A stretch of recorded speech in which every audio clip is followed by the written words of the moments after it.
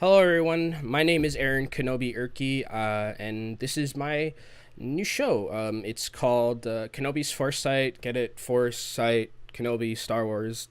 It's clever. It's a pun. I was kind of proud of myself, actually, for thinking about it, and I hope you guys like it, too, and get a nice, sensible chuckle out of that, or a snort out of your nose. I'll take either. But a little bit of background information on me. I am a color caster for Overwatch. I've been casting for about a year. It's been like a year and a half. Wow, time has completely flown by. I've done Chinese Contenders for the past 3 seasons so far. I've also done things as an analyst for South America Contenders. I've done EU and NA Open Division for the past 2 seasons, not this season. I've done EU trials as well. So I've done quite a few regions of Overwatch, and the one that I like and that I gravitate towards to most is China. If you've seen my Twitter, definitely, I'm biased towards, Chengdu Hunters specifically. That's my favorite team because a lot of those players I cast when, they were just Contenders players in season 2. So I have a very strong connection to this region that I didn't think going in I would have. When I was told I was going to be doing Chinese Contenders season 2, I was like, yes, it's Contenders. I'm really happy. But I knew nothing about the region beforehand. And then as I started to go along and started to understand what this region was about, I began to kind of just fall in love with it. And I think it's one of the most interesting regions in Overwatch because it's so different from everywhere else, right? It's not Korea, it's not NA, it's not EU as well. And when you look at NA, Korea, and EU, you can find a lot of crossovers. Now you can find a lot of crossover with China as well because China has adapted more to the GOATs in this season and kind of the back end of last season as well. But China has always been a team, or not a team. China has always been a region where you have these metas that are kind of a little bit behind, quote unquote. I don't want to say behind because that's in a negative light, but they don't play what the meta is unless it's really important, unless it's really obvious that this meta is going to be better than the other one. So when in season 2, for example, when I started casting, there was this team called Lucky Future Zenith who is full of Koreans. Most of them are probably in OWL right now. Marvel, Michelle, Erster, DM, these are IDK. These are players who are now OWL level talent. And they were the best team in China in season 2. And if you look at the other region, you look at Korea, who was the best team in Korea at that time. It was Runaway, and Runaway. You could make a case, I guess, for Kongdu, but it was Runaway. Runaway ended up taking the title, and Runaway was playing GOATs and playing extremely good GOATs in season 2. And China never got the memo on GOATs ever throughout the entire season. It was always double sniper dive, Genji Widow dive. It was always these types of high DPS, high dive compositions. Even when Brig came into the meta, nothing really changed. They couldn't use Brigitte in the same way that the rest of the world was using it, and the way GOATs was being played, they just didn't do. So Lucky Future Zenith wins Chinese Contender Season 2 without playing any GOATs, and they win by playing quad DPS on one of the maps that they took off of LGD in the grand finals. And then we go over to season 3. GOATs is a little bit more known to the rest of the world right now. If it wasn't before, it's definitely seeping into other regions. And China's still at the start of the season. There's really one team that's running GOATs, and that team is Team CC, who has influence from the Shanghai Dragons because it's their academy team. And then you have this Team CC, and then you have T1W, who would end up being the eventual champions, going undefeated in the regular season and then winning in the grand finals. You have this team that doesn't play GOATs until week 4, and then they play GOATs in week 4 because before that they had played mostly DPS compositions. Quad DPS was something that they really liked, especially on Route 66. They actually kind of broke the meta a little bit in China because no one picked Route 66 before Quad DPS came out. And then T1W shows this Quad DPS composition on Route 66. And from there on out, pretty much 90% of all of those escort maps were Route 66 chosen because Chinese Contenders really like this idea of Quad DPS, and it fits their style a lot more than, GOATs or something like that. But then week 4 comes around, T1W plays GOATs. It's definitely not as good as, Runaway Season 2 GOATs. It's not as good as Vancouver GOATs. It's not the highest quality of GOATs, but it's still GOATs. They have an understanding of what the composition does a little bit better than they did in Season 2 because Season 2 they just didn't play it. Brig is a little bit more of an understanding now because they have had time to work with that hero as well. So Goats comes out, and then T1W says, we have this really good Doomfist player called Micha, who used to play on Ambitious Immortals and was kind of part of this Ambitious Immortal compositions, which I'll get into a little bit later. They play this Doomfist Goats, and this is kind of where there's some overlap between China, Korea, and EU specifically, because EU has Daned playing Doomfist Goats with British Hurricane. You have Sparkle and Element Mystic playing, Doomfist Goats as well. And then you have T1W who plays Doomfist Goats with Micha. And these three people, Daned, Sparkle, and Micha, are the three best Doomfist players in the world. So they have this Doomfist Goats composition, and this is again the start of the time where China starts to really kind of seep in, or not really seep in, but kind of takes from other regions. They see that Sparkle, can play. They see the Sparkle Doomfist Goats composition, and I was thinking, when I saw it, I was like, do they just do this with Micha? They do. They play Team CC at the end, the final game of the season. They play Team CC, who we thought at the time was their biggest rival at the time. It's Team CC versus T1W. Who's going to win? I actually called this a 4-0, but if Volmo is watching, he's not going to be happy with me because I called it a 4-0 just because I had a hunch. I didn't really have any analytical backing to it, but I was like, T1W is just really that good, and Team CC I was never really impressed with. So they beat Team CC bad with Doomfist Goats. They wiped the floor 4-0. Cleanest sweep of that season without a doubt. They take this Doomfist Goats all the way to the grand finals. They go 30-1 that season, and they win Chinese Contenders. The first time an all Chinese team wins Contenders. And then now we're in season 1, 2019, and this is now where China has kind of gone full Goats mode. There are some teams, lower bottom of the table teams that still like to run more Doomfist or DPS compositions. Teams that have had issues with roster moves kind of have to just play their best heroes. Team for Victory, God bless them, have a Orisa one trick on their team, and they just play Doomfist around that, or they play DPS around that. The thing about Chinese Goats is it still doesn't look good, because I don't think Goats as a composition favors China that well. There are some teams that play it well, there's some, BLG has okay Goats. Sometimes they they can screw up very easily, but the best team in China right now, or the team that I think does best internationally, would be LG Huya, because I think LG Huya has the mentality that I like to see from China, where it's we play what we're best at, and we play what we're more comfortable with, because they have this Sombra one trick who is called Haker, who is also on Ambitious Immortals. Again, get into that later.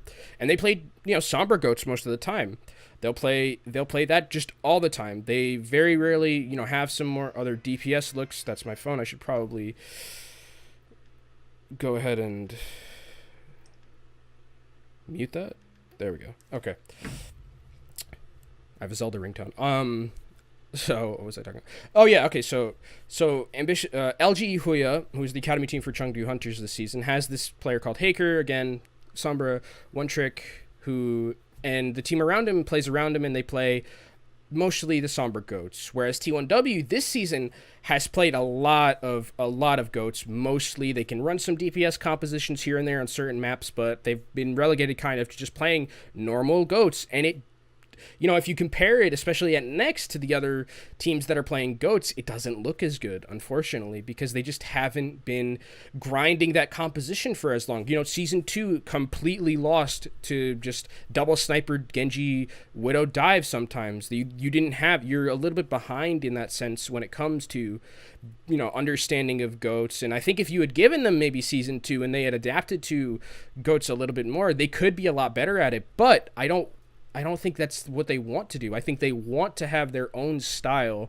And I think the reason that a lot of the Chinese teams now are playing Goats speaks more towards the fact that Goats is just that strong. And it is the best composition in the game right now, bar none. We're starting to see some, ways to try and counter it. We do have Sombra Goats. Sombra Goats is pretty good, but it's easily exploitable against a Goats team. And so I think with China as a whole and just the history of Chinese metas, they've been behind, but they haven't been behind because they haven't been behind because they, just decided we didn't want to play. They kind of have. They kind of decided we don't want to play this composition. We want to play what we're comfortable with. And goats was not what they were comfortable with. They're like, why would we switch to goats now when we've been playing this sort of DPS composition for so long? Everyone else hasn't switched to goats, so why should we do it? And then, we unfortunately didn't get to see what it would look like because we don't have things like Pacific Showdown or,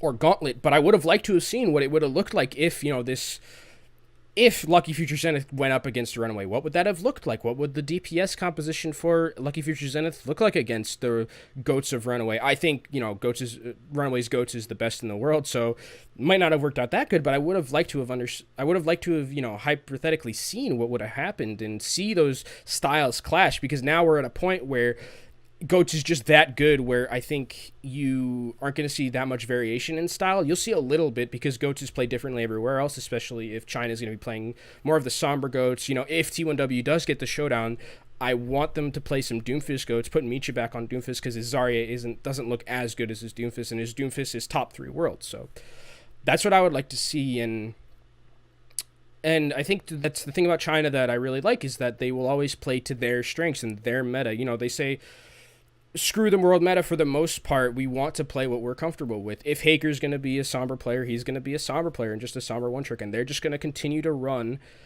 that somber Goats. If it doesn't work, it doesn't work, but that's what we're best at. And they know what they're best at. We've seen it with Chengdu. Chengdu knows what they're best at. There's no point in playing Goats into Vancouver. Well, I mean, there's no point of playing Goats into, these teams that have been grinding Goats for that long. Runaway Vancouver has been playing Goats since season 2. These players on these players from Chengdu have been playing DPS for most of that time. Ameng has been playing Ball. Ameng, one of the first people to play Ball. He played it for Moss 7 Club in Season 2.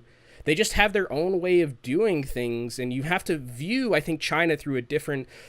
You can view China through a lens of, yes, they make mistakes. Sometimes they go too over-aggressive and stuff like that, but I think you have to view them from their own lens and kind of see it through the eye of Chinese contenders and China as a region.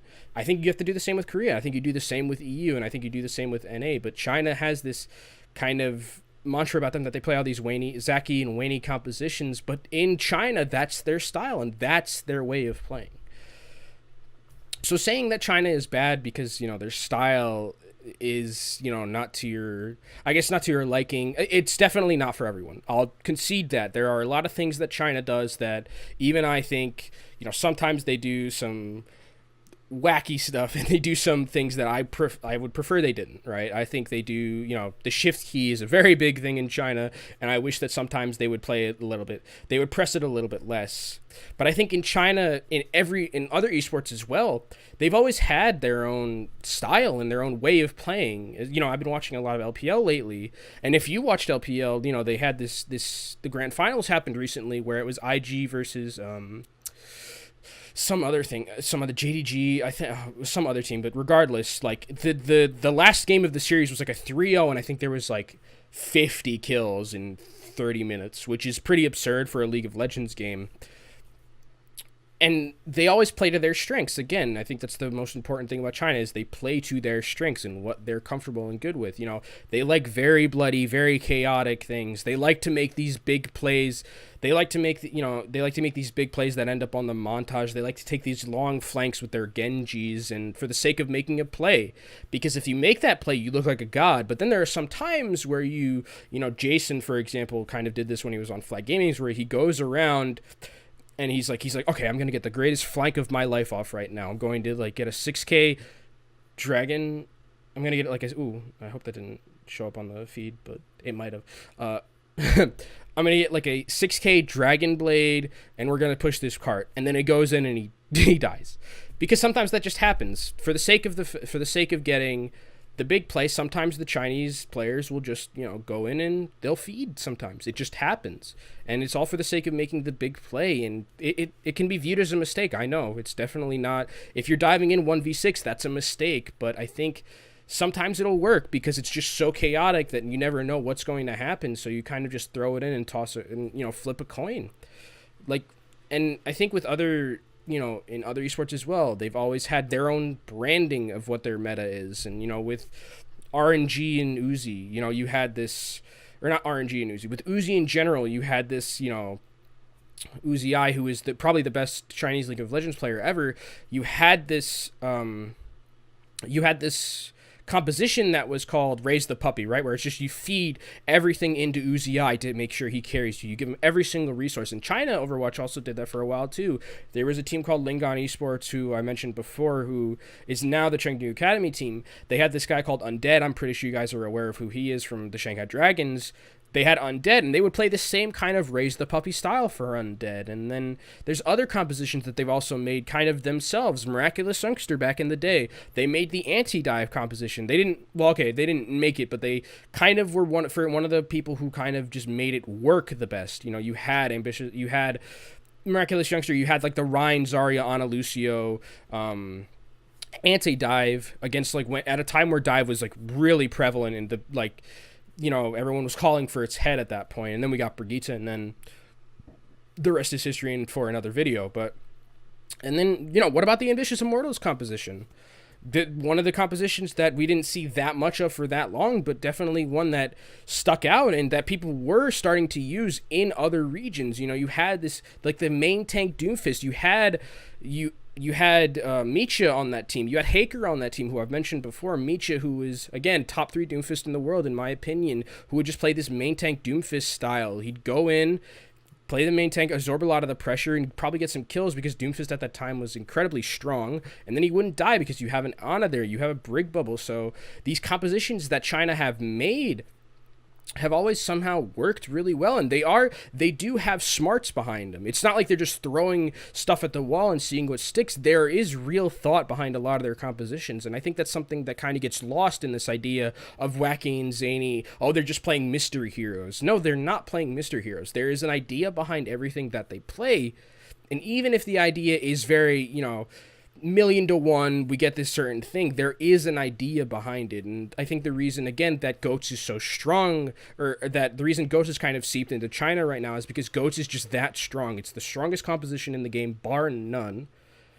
And it's just that good that China says, okay, now we have to start thinking about it. We can't just play DPS, because DPS, if we play up against a DPS composition against a GOATS team, it's not going to work out well. It never works out well. We saw it in Owl. Sometimes like Jinmu will,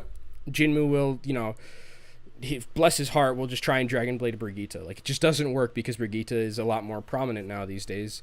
In Season 2, she really wasn't there, and China didn't have an understanding of that here. So I think China just is an incredibly unique region in Overwatch, and even if it kills them, they'll stick to what they know best. Again, with Chengdu, the issue that I've had with them so far is that they just stick to the same composition a lot. They very rarely make changes. They will bash their head against the wall until it breaks, and if it doesn't break, then you're going to get full hold. You're going to get full held. Again, I don't think it's not for everyone. There's a lot of people that I've watched with Chengdu that are don't like it, and I totally understand. There's stuff that Chengdu does that is probably infuriating to coaches, to analysts, to everything.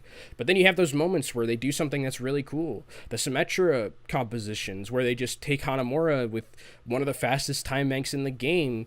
Volskaya, again, they had the record, I believe, at one point, but Runaway might have broken it. I believe at some point, but they had that, with the Sombra and the Pharah, they win the first point very quickly, go on to second point, EMP barrage, the round's already over with like 6.5 minutes left. There are times where it works, and I think those are the times that is really where China shines, is when it works, and it does work. It's not like these compositions never work. There's a way to play around it, for sure, but I think the best part about China is, when it works, when the DPS compositions work, and when they play correctly, and when they're able to exploit certain things that they've seen in GOATS compositions. I think that's really where China shines, and I want to see them play against teams like this current Runaway, British Hurricane.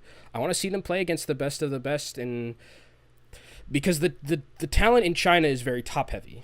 The bottom tier teams don't really have that much talent. It's more stacked towards the top. You have, your teams like LG Huya, best team in China right now, T1W. You have BLG now, Flag, Team CC. Even though Team CC has had a rough season, they've taken a lot of the players who are good. And I think you have a lot of mechanically skilled players individually. But again, I think you need I think we're starting to trend towards a time where you need a little bit more team coordination, and China will get there eventually. There are teams, especially in contenders right now, that I think can play well as a team. I see LG Huya has a pretty decent way to play around Haker. They play really well around him, making sure that they play slow so that he can farm up EMP. And I think this is the point where China starts to really come into their own. With Gauntlet, because we haven't really seen them, besides Chengdu, we haven't seen them fight any other teams that have been, across the pond, except in Next, where we've seen Runaway, kind of just roll over them a lot. Korean teams roll over them a lot. But now we have these, now we have Gauntlet, and we have double elimination bracket. And, Next has been a tournament where I'm not sure how, much the teams are preparing for that one, because it goes in right during Contenders. But this is a big deal when it comes to Showdown. And I think China definitely has a shot. I think a Chinese team definitely, for sure, gets to the grand finals of the Showdown. I would guess. I think if it's LGE specifically, I think LGE has the best chance. And I won't say definitely, but I think it's like a 60. I think I said on China Talk, it's like a 65% chance that they are going to be getting there. So I think. And again, this is kind of just been rambling on my part. I do have a script in front of me, but it's like it's just like a stream of conscience of what I've been thinking about with China and just how it's viewed by everyone else. And the reason that I like China so much is because it's of how different it is. You'll never know what you'll get. You'll have Team 1W in Season 3 play quad DPS for the majority of the season, and then bam, just switch to Goats and switch to Doomfist Goats.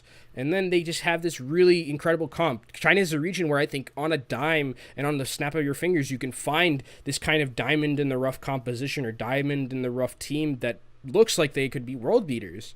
And I don't know if you can find that in other regions. You can definitely find it in Korea, I think, is one place where you can definitely, Runaway, give them all the credit in the world. They go from one of the best teams in, you go from Bumper and all these, Bumper, Janu, Twilight, all these good players, Slime on Runaway. And then you are able to get back, like, basically everything, and you're running through Korean contenders last season and this season. So I think, China I think has a shout for, second or third best region in the world right now. And I think it's if you look at the top teams, the bottom teams definitely have a lot of work to do in China. For sure, it's pretty volatile down there, but at the top, when you get to the top of the mechanically skilled players in China, I think that's really where you get a lot of the good players. And I think they could definitely go up against your, maybe not your Runaways, because I think Runaway is really good, but maybe, Runaway did lose to Element Mystic, or right, it was Element Mystic and Doha, I think, on,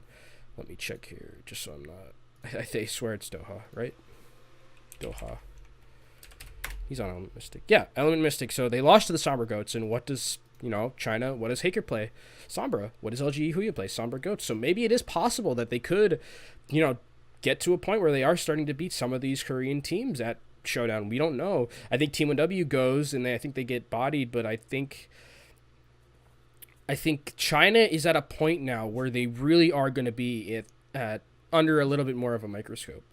And I think that's great. They're going to be shown to the world more. They're going to have a lot more scouting players. I think there's a point maybe where we see Hangzhou maybe next season just decide to go full Chinese roster instead of, what we're seeing now, because now they kind of struggled a little bit after being so heavily touted at the start of the season. So I think China has some of the most mechanically gifted players in the world. I think they have some of the best, like, most fun teams to watch in the world. And I think if you really kind of just get out of like the mindset of like, Korea can do this better, NA can do this better, EU can do this better, I think you'll have a really good time watching China, and watching Chinese contenders. And I think it's fun, and that's why I really love it. And I think it's one of the regions that, if I ever stop doing, Chinese contenders, I'm still going to be a fan of always. I'm never going to not be a fan of Chinese contenders because it's what I grew up with kind of in my casting career. And I think I want other people to see it. It's at World Cup. We saw, like, when I was seeing everyone else talk about, oh, dude, China's so cool. It was kind of heartwarming to me because I had been saying that. I've been saying, like, dude, these players are pretty dope. And then they got to show their stuff and they pretty much shocked everyone. No one prepared for them, like I said earlier. So, again, this is kind of just my rambling love letter to China, I guess, and basically my I'm trying to persuade you to come watch it, because I think it's really cool, and I think you'll learn. I think you'll learn something, and even if it's something that you don't like, I think you'll learn something, and you'll have an experience watching this. And um, I just want more people to watch Chinese Contenders, and I think it's a region that deserves a little bit more credit. So yeah, that's my that's my rambling. I'm sorry this like first video is kind of all over the place. It was just a spur of the moment thing, where I just wanted to kind of just give you my opinion and my stream of consciousness about the entire Chinese region and what it means to me and how I've seen it progress a little bit throughout the history of Overwatch that I've covered it in. So yeah, that's gonna be it for me today. If you'd like, you can follow me on Twitter over here, right? It's down there. There. Yup. Okay.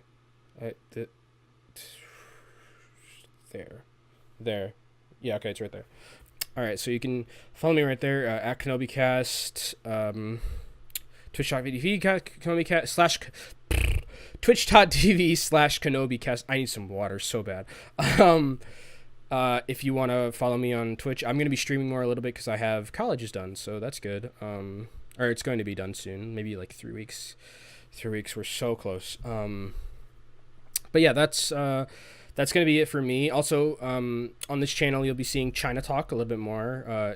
We're shooting for every other week, so be sure to check that out with me.